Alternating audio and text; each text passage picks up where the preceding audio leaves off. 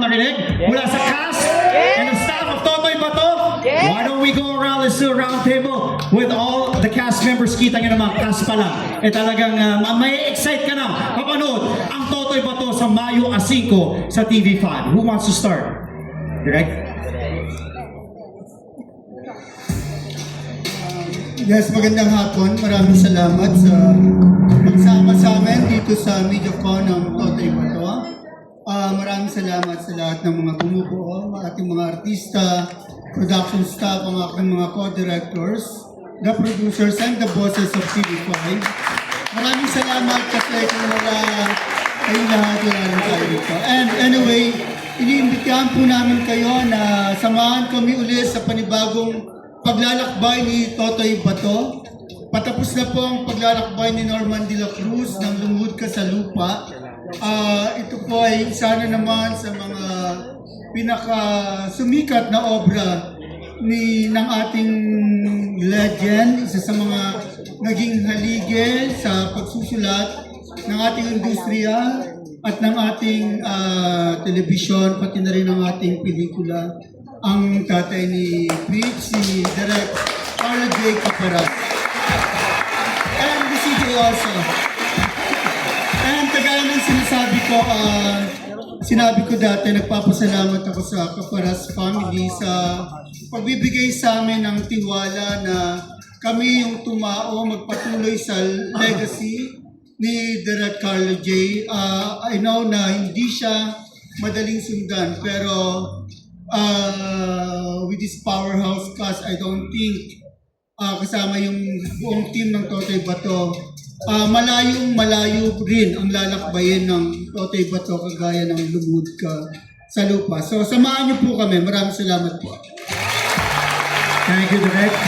Siyempre, yung cast, pakinggan natin. Let's start with Benz. Benz, kumento mo kami sa iyong character dito. Ano ba yung mga dapat abangan sa iyong karakter sa Totoy Bato?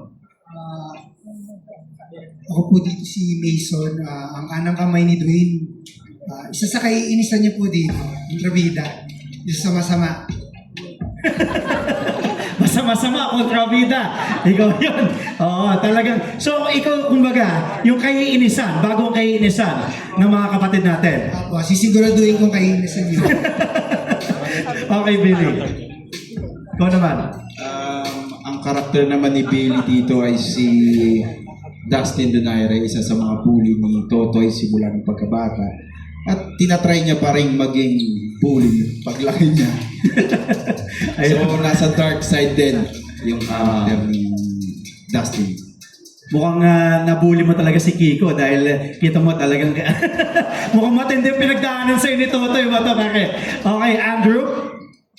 Hello po sa inyo lahat. Siyempre, ang role ko po dito. Ako pa rin ang pambansang best friend ni Kiko dito. Kasi dito si Jet. Pag sa labanan, siyempre, maasahan ako ni Totoy dito dahil malakas ako makapag-pasagulo dito. And siyempre, ngayon, dati kasi sa Lumuhod, talagang pasaway lang ako eh. Oh. Pero ngayon, medyo mapagmahal na ako dito. Ayun. May pagmamahal na si Andrew dito. Sa Totoy Bato, may mga reactions tayo. CJ, ikaw naman.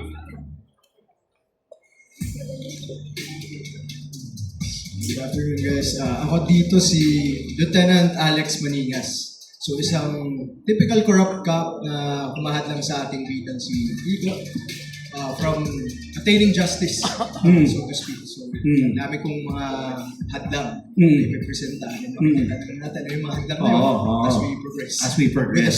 Yun ang maganda doon, yung abangan natin kung anong, di ba, yung mga hadlang na sabi mo nga na pagdadaanan din ni Totoy. Okay, next naman natin, si Lester.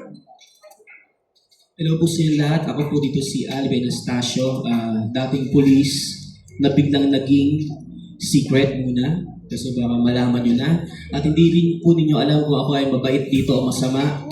Although cute po ako, mukha po ako mabait, pero tignan na lang po natin kung ano po mangyayari. Maraming salamat po. Okay, punta naman tayo kay Art. Ay, sino next? Si Ivan, sorry.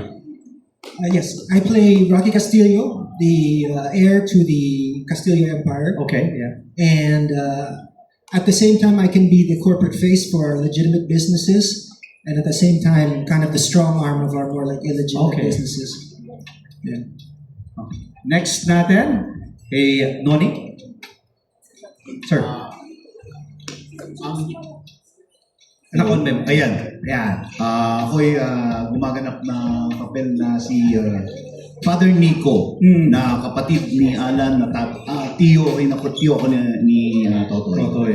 Parang nakita natin, sir, dun sa trailer, ikaw yung, kumbaga... Mr. Miyagi. Oo.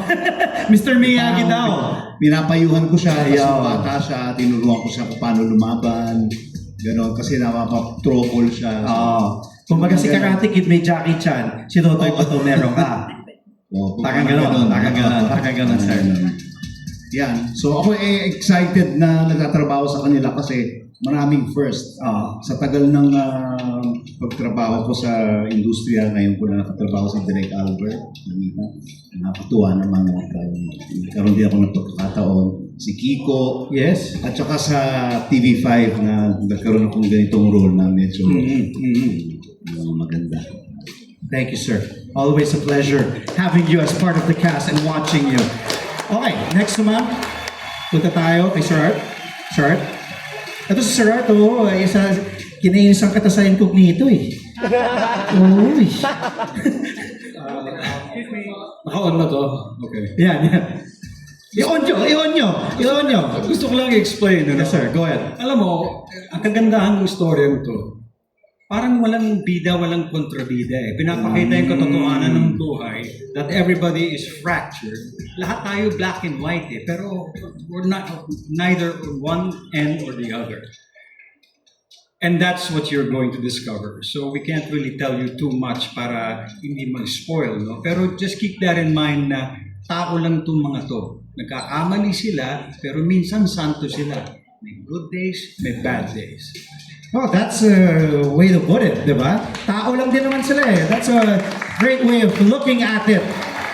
Sir Art, thank you. Sir Mon Confiado. Yes, I'm playing Don Silvio Castillo, isa sa pinakamakapangyarihan at pinakamayaman sa Pook Paraiso. Mortal na kalaban itong mga Perezes na dalawang katabi ko. Naging sa gitna ka pa. Medyo pinaplastic ko lang muna ngayon sa Pero sobrang honored ako na grabe ang casting at husay nitong itong pangarap kong casting na kasama sa teleserye. Itong mga katabi, lalo na si Miss Yula, itong pinakamahusay para sa akin eh. Siyempre, susunod na si Miss Yula. Miss Yula Valdez! Thank you. Good afternoon, everybody. I play Ruby Perez. God-fearing siya at butihing ina ni Diego Loizaga as Dwayne Perez and asawa ni Don Pedro Perez. Surprise na lang yung mga darating. Oo. Thank you. Medyo nakita naman din natin sa trailer, doon may patikim na Miss Yula eh. Yes. Okay, thank you so much, Miss Yula. Of course, Miss Cindy Miranda. Hello, ako po si Amber Castillo dito. Tatay ko si Kuya Mon Confiado and kapatid ko dito si Ivan Padilla. So yung character ko naniniwala na hindi lang lalaki ang pwedeng mamahala sa isang pamilya. Ako, feeling ko kaya ko din yun. So sa lahat ng plano ko dito, kakailanganin ko yung tulong ni Totoy Bato para matupad lahat ng kung anumang plano ko. Yun. At syempre, Miss Bea Binene bilang Emerald Espejo. Yes, salamat po Sir Andre. Magandang hapon po sa inyong lahat and I believe we're also streamed online. So magandang hapon po sa mga nanonood online. Ako po si Bea Binene at ako po si Emerald Espejo dito sa Totoy Bato sa TV5. Si Emerald ay kababata at kaibigan ni Totoy Bato at ni Dwayne. Of course, si Kiko at si Diego Loizaga. Anak po ako ni Miss Katia Santos at kapatid ako ni Kian Cipriano. Masayahin siya, very bubbly, pero meron siyang may encounter na something that will motivate her and will make her leave Pook Paraiso. So abangan niyo po kung paano magkikita-kita ulit si Emerald at kung ano yung magiging mission niya sa buhay at magiging kasama niya si Totoy Bato sa paglaban sa katotohanan. Yun, thank you, Bea. Yun ang abangan natin. At syempre, brother, he deserves everything he's been getting right now. Ang Totoy Bato natin, Kiko Estrada!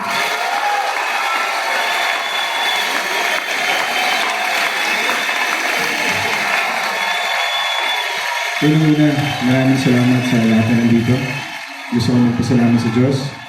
Kung wala siya, wala itong lahat.